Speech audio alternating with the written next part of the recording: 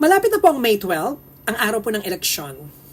Sana kahit isang araw sa buhay natin, maranasan po natin ang tunay na biyaya po ng tamang desisyon. Ang desisyong magpapalaya sa atin sa mabigat at hindi maayos na kahapon. At magdadala sa atin sa mas maliwanag na bukas. Maawa po tayo sa bansa natin. Maawa po tayo sa mga anak natin. Maawa tayo sa magiging apo po natin at sa mga susunod na henerasyon. Lagi niyo pong tatandaan na sa kamay po natin lagi ang pag-asa po ng bayan. Hindi ko po mayaalis na tumanggap po kayo ng kahit ano pong pera mula po sa mga kandidato na yan. Dahil sa hirap po ng buhay, alam ko dapat maging practical kayo. Pero maging matalino ho kayo.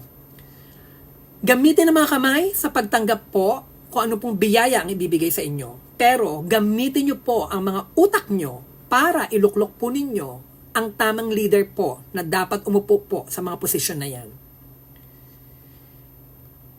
Tumira po ako sa maraming bansa na kung saan naranasan ko kung paano mabuhay sa isang maayos na bansa na kung saan wala po kaming takot maglakad ng gabi, magdala ng kung ano-ano, magsuot ng kahit anong alahas.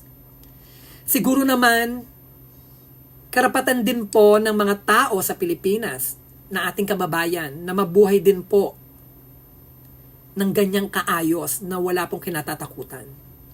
Araw-araw may krimen, ang patayan po nagiging normal na lang sa ating bayan.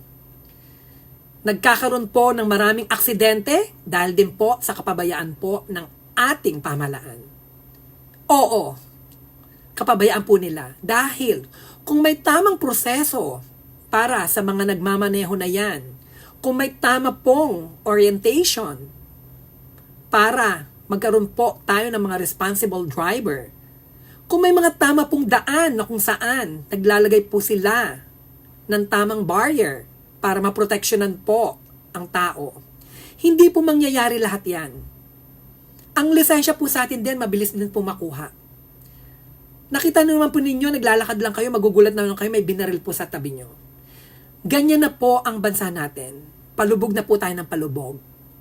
Isang tamang desisyon po ang gagawin nyo po sa buhay nyo para iahon nyo po ang kapwa nating Pilipino kasabay po ng mahal nyo sa buhay. So sa May 12, maging matalino po kayo. Okay? Huwag po kayong magpadala po sa impluwensya ng mga masasamang tao dahil kayo din po ang maglulubog po sa sarili nating bansa. Okay? Sa May 12 po, tamang tao ang ating dapat iboto. Yun lang po. Salamat!